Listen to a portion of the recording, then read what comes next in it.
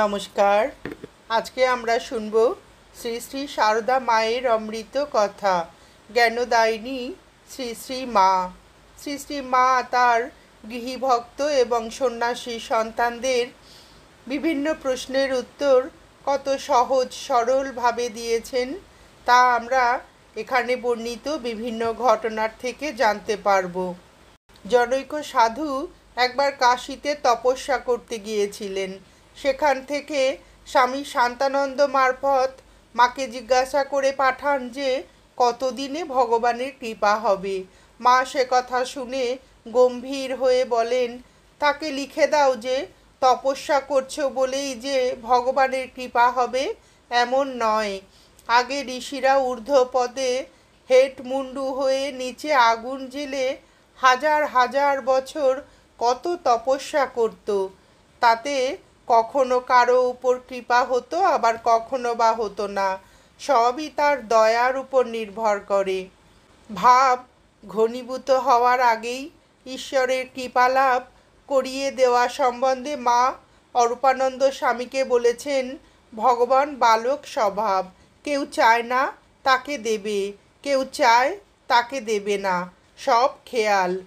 মহাপুরুষ কৃপা করে অপরের পাপের বোঝা নিলে শরীর থাকে না। যে শরীর দ্বারা অনেকের উদ্ধার হতো তা একজনের জন্যই ক্ষয় হয়।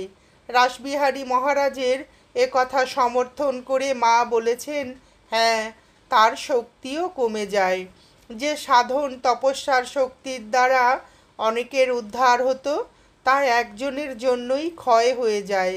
ঠাকুর বলতেন, গিরিশের পাপ নিয়ে আমার শরীরে এই ব্যাধি, তা গিরিশও এখন ভুগছে।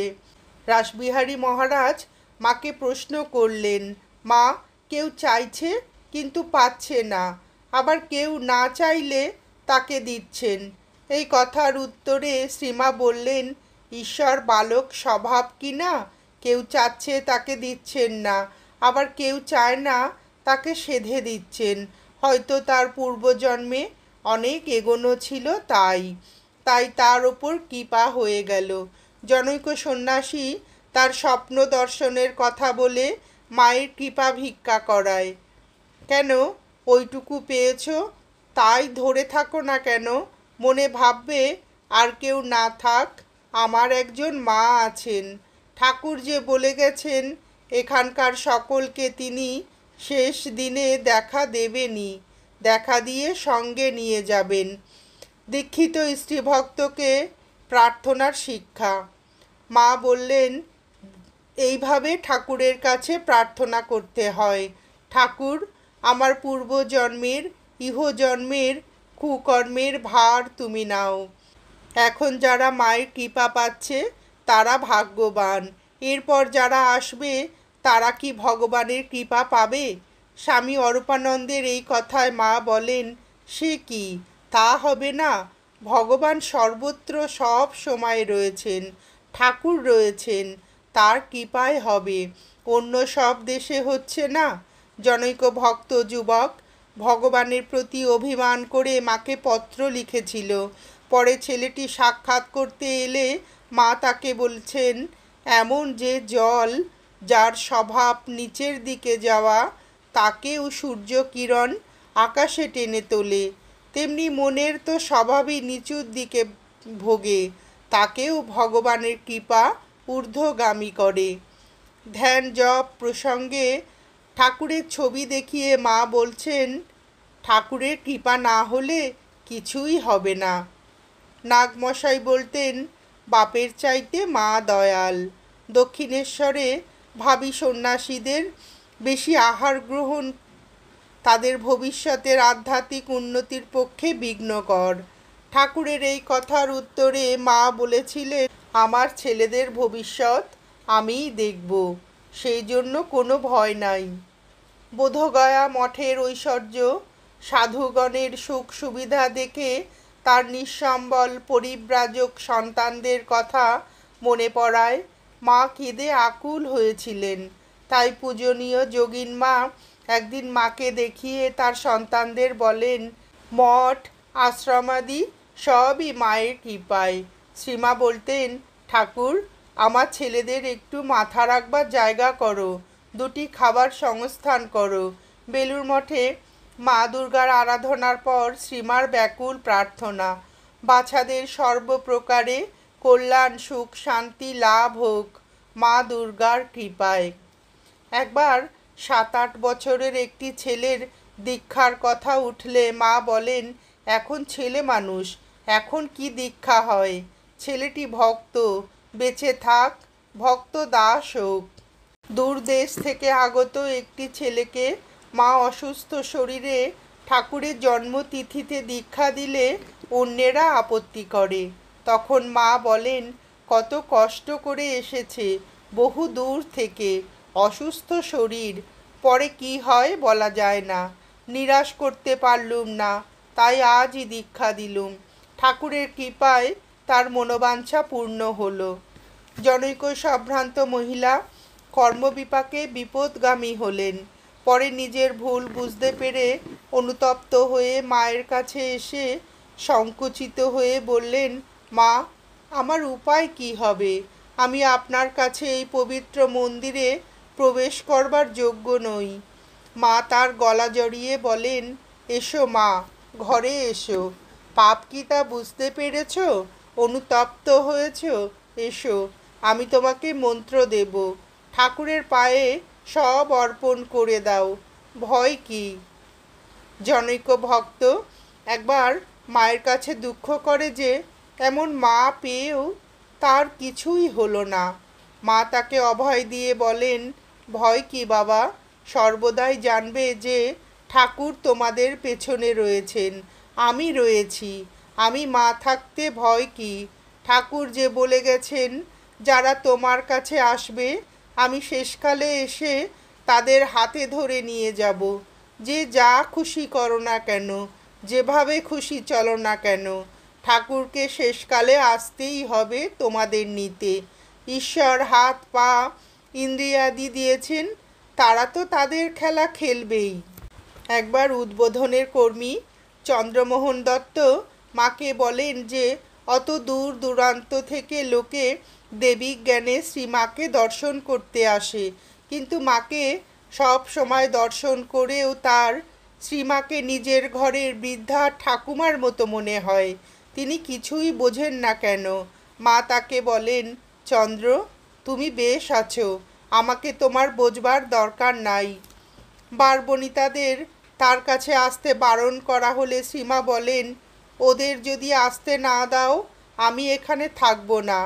ঠাকুর কি এবার শুধু রসগোল্লা খেতেই এসেছিলেন? কলকাতার জনৈক শিষ্য একদিন হাঁটু গেড়ে বসে করজোড়ে সংসারাতীত আনন্দের জন্য প্রার্থনা করলে মা বলেন, বাবা, সব হবে, সব পাবে, ব্যস্ত হইও না। দেখনি, শোল মাছের ছানা হলে যদি কেউ ওই শোলটিকে নিয়ে যায়, ছানাগুলোকে কি আর মাছে নষ্ট করে? শিষ্যটি তবু বলেন, 5 মিনিটের জন্য কি হয় না? মা তার মাথায় কর জপ করে দিলে তিনি আবেশের ঘোরে চারিদিকে কেবল মাকেই দেখতে লাগলেন। মায়ের শারীরিক অসুস্থতার কারণে সাধু ছেলেরা মায়ের দীক্ষাদান বন্ধ করতে চাওয়ায় মা মৃদু হেসে বললেন, কেন গো, ঠাকুর কি এবার খালি রসগোল্লাই খেতে এসেছেন? এক দুর্গা পুজোর কথা। ওই দিন সন্ধি পূজার সময় শ্রী শ্রী মা তক্তপোষে পা ঝুলিয়ে বসলে ভক্তেরা একে একে তার পায়ে পুষ্পাঞ্জলি দিতে লাগলেন। পরে মা আমাদের বললেন, আরও ফুল আনো। রাখাল, তারক, শরৎ, খোকা, যোগেন, গোলাপ, এদের সবার নাম করে ফুল দাও। আমার জানা অজানা সকল ছেলেরা যে যেখানে আছে সকলের হয়ে ফুল দাও। স্বামী ঈশানানন্দ ফুল তুলে ওইরূপ অঞ্জলি দিতে থাকলে শ্রীমা জোর হাতে ঠাকুরের দিকে চেয়ে কিছুক্ষণ স্থিরভাবে বসে বলছেন, সকলের ইহকাল ও পরকালের মঙ্গল হোক। ঠাকুর, তুমি সকলকে দেখো। স্বামী অরূপানন্দ বললেন, মানুষ কালী, দুর্গা এই সবকে বরং ঈশ্বর বলে বিশ্বাস করতে পারে, কিন্তু মানুষকে ঈশ্বর বলে বিশ্বাস করা এ কি হতে চায়? মা উত্তর দেন, এইটি তার কৃপা।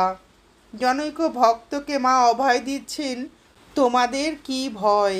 যারা ঠাকুরের কৃপা পেয়েছ কিংবা তার কোনো সংস্রবে এসেছ, তাদের জন্য ঠাকুরই সব করবেন।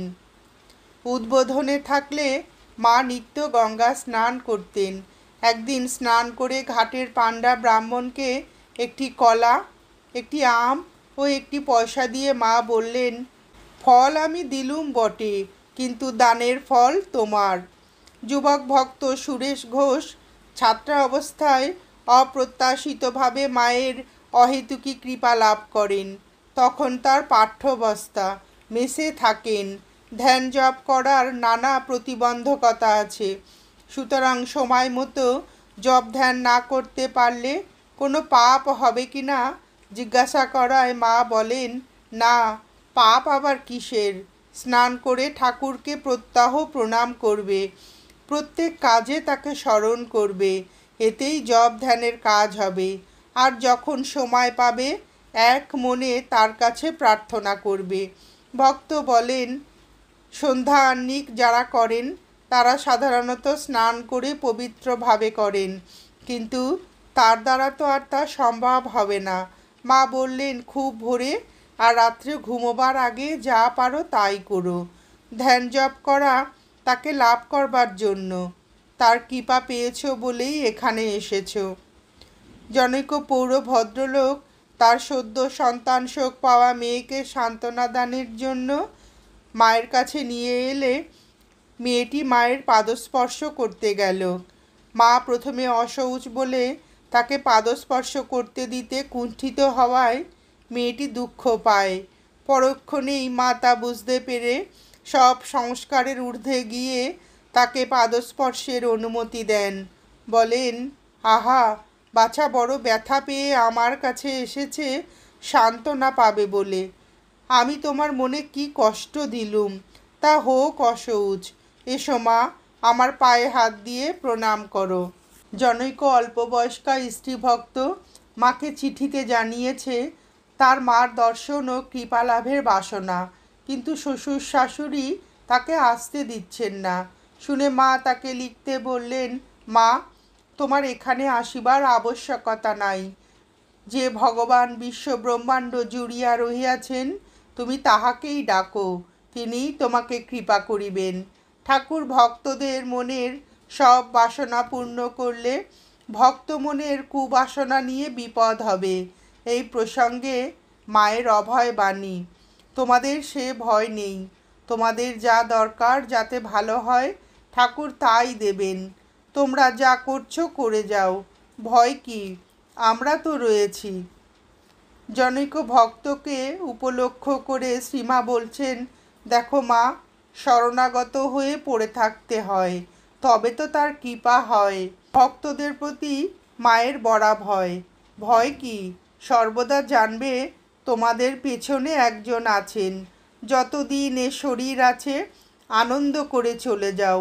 স্বামী সিদ্ধানন্দ ভূপেন্দ্রনাথ প্রামাণিক নামে তার এক বন্ধুকে মায়ের কাছে দীক্ষার জন্য নিয়ে যান। মা অযাচিতভাবে কৃপা করে সেই দিনই দীক্ষা স্থির করে দিলেন। দীক্ষান্তে সিদ্ধানন্দকে মা বললেন, তোমার ওই ছেলেটির মন ভালো, তাই আমি আগেই তাকে দীক্ষা দিলুম। একটি ছেলেকে ঠাকুর স্বপ্নে কোলে করে মন্ত্র দিয়েছিলেন। স্বামী অরূপানন্দ জিজ্ঞাসা করলেন, মা, তুমি তাকে ফের মন্ত্র দিলে? মা বললেন, না, আমি বললুম তুমি কৃপা সিদ্ধ, তুমি এই মন্ত্র জপ করেই সিদ্ধ হবে। আমি তার মন্ত্র কেন শুনতে যাব? আমি তাকে জপ দেখিয়ে দিলুম। ক্ষীরোদ মুখোপাধ্যায়কে মা দীক্ষার সময় কৃপা করেছিলেন, বলেছিলেন, আজ থেকে তোমার ইহকাল ও পরকালের পাপ গেল। জনৈক ভক্ত মাকে বলে যে সাধন ভজন কিছুই হয়ে উঠছে না। মা অভয় ও আশ্বাস দিয়ে বলেন, তোমাকে কিছু করতে হবে না, যা করতে হয় আমি করব। ভক্ত দুঃখ করে মাকে বলেন, সাংসারিক ঝঞ্ঝাট ও চাকরির জন্য জপ তপ বা মনের উন্নতি হচ্ছে না। মা অভয় দিয়ে বলেন, এখন যাই হোক, শেষটায় ঠাকুরকে আসতেই হবে তোমাদের নিতে। তিনি নিজে বলে গেছেন, তার মুখের কথা কি ব্যর্থ হতে পারে? যা প্রাণে আসে করে যাও। একজন দীক্ষিত বিদেশিনীর ওপর মায়ের বিশেষ কৃপা হয়েছিল। স্ত্রীভক্ত ওই বিদেশিনী এসেছিলেন কি না জানতে চাইলে মা বলেন, হ্যাঁ মা, এসেছিল। তার মেয়েটিও সেরে উঠেছিল। মায়ের শরীর অসুস্থ থাকায় একটি ছেলে দুই একবার এসেও মায়ের কৃপা লাভ করতে পারেনি। এবার সে অনুযোগ করে চিঠি লিখলে মা উত্তরে বললেন, আমার শরীর যখন খারাপ থাকে তখন যেই আসুক না কেন ফিরে যাবে। আমার শরীর ভালো থাকলেও কাউকে নেমন্তন্ন করে আনতে পারবো না। যার যেমন ভাগ্য, যার যেমন কর্ম, তার তেমনি সুযোগ সুবিধা হয়ে থাকে। কেউ বা বহুবার এসেও দর্শনের সুবিধা পায় না। হয়তো আমার অসুখ বা অন্য কোনো ব্যাঘাত ঘটল, সে তার অদৃষ্ট। তার আমি কি করব? যাতায়াতে তাদের বহু অর্থ ব্যয় হয়ে থাকে। সকলের টাকা নাই। বলবে, তা গুরু যতবারই ফিরিয়ে দেন না কেন, যে কৃপা চায় সে ভিক্ষা করেও আসে। কথা এই, যার ভবপারে যাওয়ার সময় হবে সে দড়ি ছিঁড়ে আসবে, তাকে বেঁধেও কেউ রাখতে পারে না। অর্থাভাব, চিঠির অপেক্ষা, এসে ফিরে যাওয়ার ভয়, এসব কিছুই কিছু নয়। তারপর মা একটু থেমে বললেন, আজকাল শরীরটা একটু ভালো আছে, এখন আসতে পারে লিখে দাও। স্বামী অরূপানন্দ বলেন, এখন যারা তোমার কৃপা পাচ্ছে তারা তো ভাগ্যবান, এরপর যারা আসবে তাদের কি হবে? মা বলেন, সে কি, তা হবে না? ভগবান তো সর্বত্র সব সময়ে রয়েছেন, ঠাকুর রয়েছেন, তার কৃপা হবে। অন্য সব দেশে হচ্ছে না? সেবক বলেন, তুমি আমাদের ভালোবাসো কই? মা উত্তরে বলেন, তোমাকে আবার ভালোবাসি না? যে আমার জন্য এতটুকু করে তাকে ভালোবাসি। আর তুমি এত করছো। বাড়িতে যখনই যে জিনিসটা ধরি তোমার কথা মনে পড়ে। ভালো খুবই বাসি। তোমরা যে কয়টি এখানে রয়েছ তাদের প্রায় মনে পড়ে। তবে যারা দূরে আছে তাদের জন্যও ঠাকুরকে জানাই, ঠাকুর তুমি ওদের দেখো, আমার তো আর মনে থাকে না। একজন ভক্ত লিখেছেন যে মা একদিন তার সামনে খুব তেজের সঙ্গে বলেন, যারা ঠাকুরকে মনে করে এখানে এসেছে তাদের ইষ্ট দর্শন হতেই হবে। যদি আর কোনো সময় না হয় তো অন্তত মৃত্যুর পূর্বক্ষণে হবেই হবে। এক ভক্ত মাকে জিজ্ঞাসা করে যে, যারা মার কাছ থেকে দীক্ষা নিয়েছে তাদের আর আসতে হবে না? মা বলেন, না, তাদের আর আসতে হবে না। তোমরা সর্বদা জেনো তোমাদের পেছনে একজন রয়েছেন। ঈশ্বরের উপর নির্ভর করে গৃহস্থ ভক্তেরা যাতে সংসারের কাজ সুসম্পন্ন করতে পারে, তাই মা চাইতেন তার উপদেশ, দুঃখ কষ্ট হয় ঠাকুরকে ডাকো, তিনিই পথ দেখিয়ে দেবেন। মা সকলকেই শিক্ষা দিতেন, মানুষ স্বীয় কর্মেরই ফল ভোগ করে। এই জন্য অপরকে দোষী না করে ভগবানের নিকট প্রার্থনা ও তার কৃপার ওপর নির্ভর করে ধীরভাবে সকল অবস্থায় সহ্য করে যাওয়াই প্রয়োজন। নমস্কার, আজ এ পর্যন্তই। জ্ঞানদায়িনী শ্রী শ্রী মায়ের এই অমূল্য মধুর অমৃত কথা শুনে আপনাদের ভিডিওটি কেমন লাগলো জানাবেন।